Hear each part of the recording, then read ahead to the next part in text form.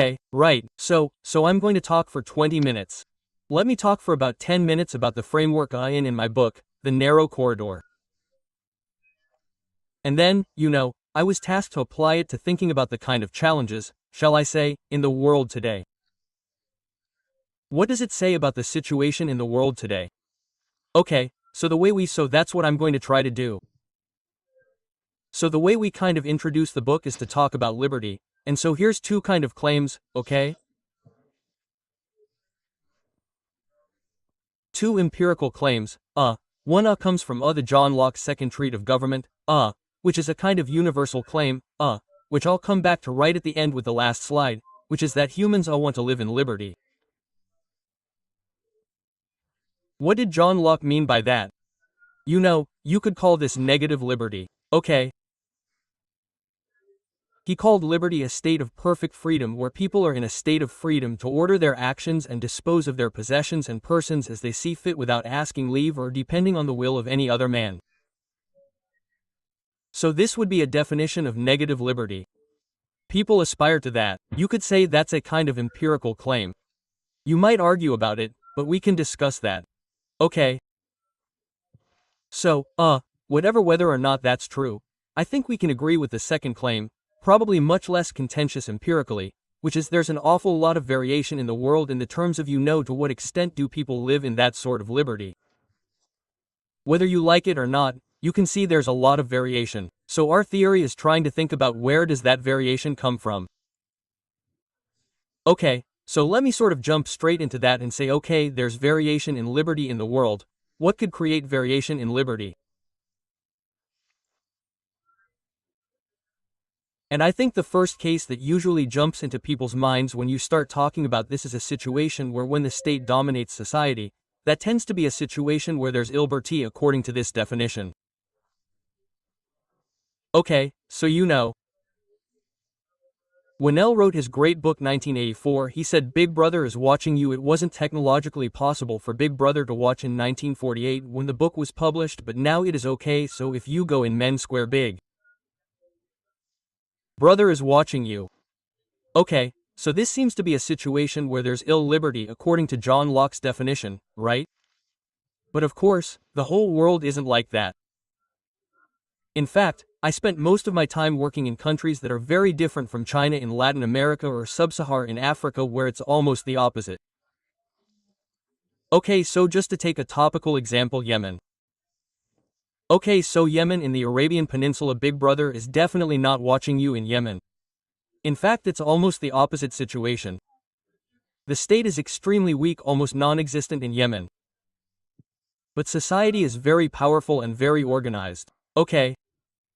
So you could think of a sort of the polar opposite case, not where the state dominates society like in China, but where society dominates the state. Here's a picture of northern Yemen, where every boy has a dagger, the great German sociologist Max Weber said the state is the entity that has a legitimate monopoly of violence in society. Yemen, the state doesn't really have a monopoly of violence, legitimate or otherwise, but people have the legitimate right to use violence. Okay, so that's the polar opposite situation, but of course that's also a situation where there's not much liberty in the sense that I defined. Okay, that situation, the polar opposite situation, doesn't lead to liberty either. So what it leads to something more like what Thomas Hobbes described in his great book Leviathan as a state of kind of war. So what does lead to liberty? Well, now you can see that this looks pretty difficult to achieve. It's not true. You're not going to get liberty when the state dominates society. The polar opposite case where society dominates the state. So what we claim is that in the middle where there's a kind of balance between the power of the state and the power of society. That's where what we call there's a narrow corridor, that's where liberty emerges. Okay. So we put this together in a diagram. On the horizontal axis we have the power of society, on the vertical axis we have the power of the state. You can have a kind of two boundary equilibria. On the vertical axis you could think of this. I motivated it by China where the state dominates society. On the other axis you could have a boundary equilibrium where society dominates the state, and in between there's a basin of attraction where the state and society balance each other. Okay, and that's the claim. That's where liberty emerges and other things too. Okay. So that's the sort of framework we developed. Okay. So here I have some kind of the usual suspects. You could say in the corridor we could talk about the emergence of liberty in Western Europe or North America historically, but since the other historical accounts, you see that this may be difficult to attain. It may be difficult to get into the corridor. If I thought about the Chinese case and I went far enough back in history, you could sort of say, well, how come China didn't go along that road? If you go far back enough in history, you see all sorts of interesting things. This is all from the Hun famous philosophical tract, and this might, here's the translation of the characters. The king is a boat. The common people are the water. The water holds up the boat. The water sinks the boat. So there's an image of a kind of interaction between the state and society. The water and the boat kind of imbalance. If the boat gets out of control, the water sinks the boat. Okay. So there, if I go back far enough, few thousand years, 2,500 years, 3,000 years, there's sort of a balance between state and society. But then what happens in China, of course, is a new model takes over.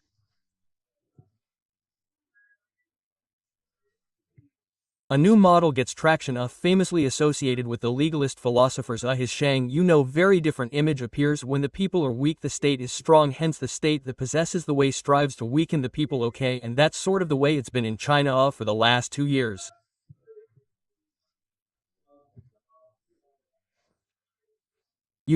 Currently the state is weakening people through something called a social credit system, micromanaging, everyone, in society.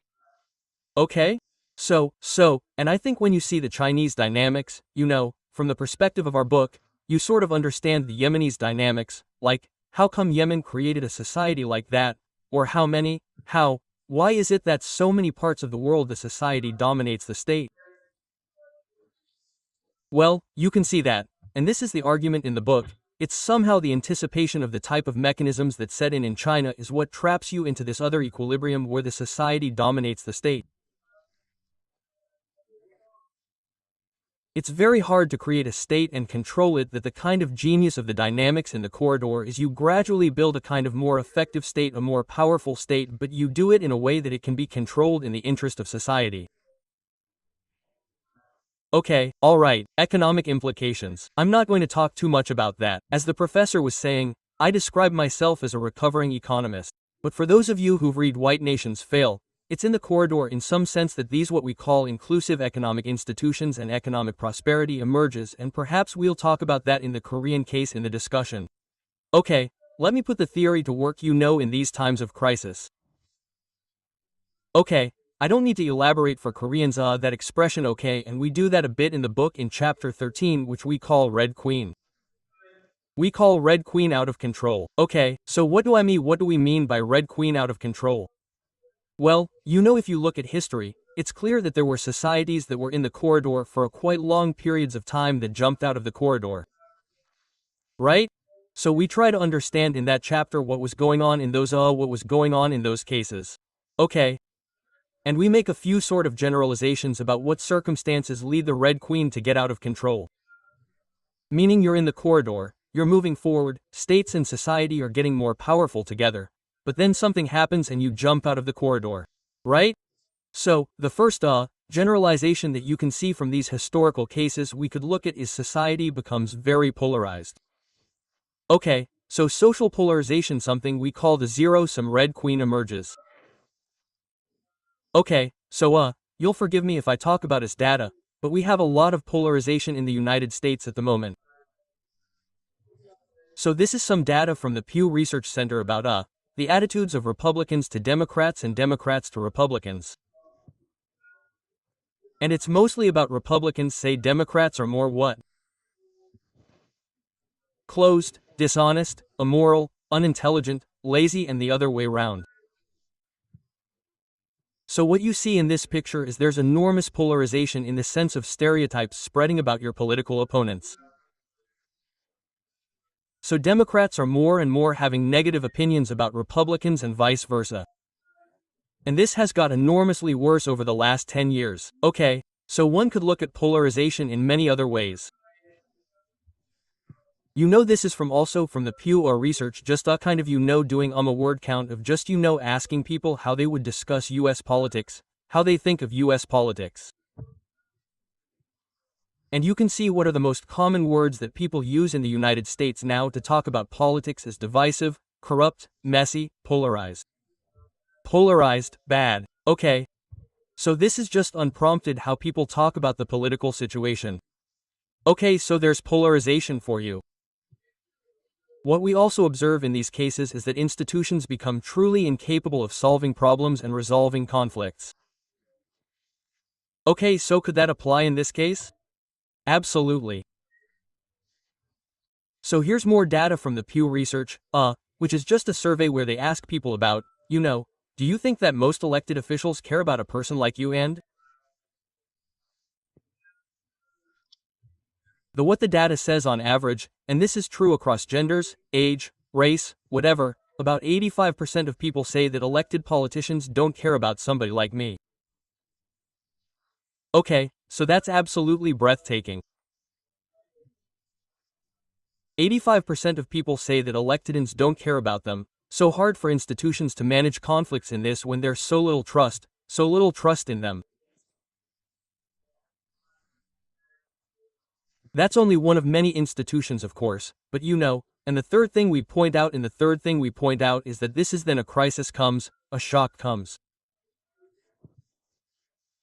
Okay, so you have these three. This is just very kind inductive three things seem to happen. Ocus. At the moment, certainly not economic crisis, but there is long-run structural problems. So the most obvious thing one could talk from the economic perspective is just the failure of our real wages of non-college educated workers to increase for the last 50 years. So, this is just data from David, the MIT labor economist, and the big fact is that if you don't have a college education, your real wages are lower than in the United States. Your real wages are lower than they were 50 years ago. Okay, so there's been a lot of growth over that period. A lot of technologies will change everything else, but non-college educated people have not benefited.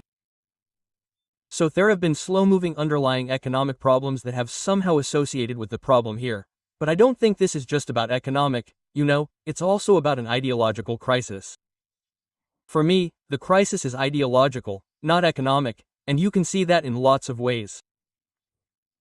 Since we were educated at Yale, I'm not sure if you ever read this book, but in 1951 William Buckle J., who founders of modern American conservatism, studied Ital, and afterwards he wrote this book called God and Man at Yale about how Yale professors were a bunch of kind of communist atheist communists, So this antagonism towards the liberal establishment. So, for me it's a kind of ideological crisis about the whole kind of modern liberal society. Okay, so last slide. So I would say, where are we now? The good news is that at least what's happened in the United States in some sense is a kind of democratic backlash against many of these problems. The bad news is it's a very uninstitutionalized backlash because the institutions don't inspire confidence. So when the institutions don't inspire confidence, then there's a lot of scope for a non-institutional solution to problems. Okay, so I would say, just to conclude, there's a lot to talk about. It's a very perilous moment in world history for someone like me whose work has been about the role of institutions and the importance of institutions in prosperity and promoting liberty. I think my role is to keep on reminding people of the overwhelming evidence about how important institutions are. But I think we also have to do that in a case where we can be honest and think hard about what the problems with the current system, the current global equilibrium, what the problems are. Okay, great, thank you.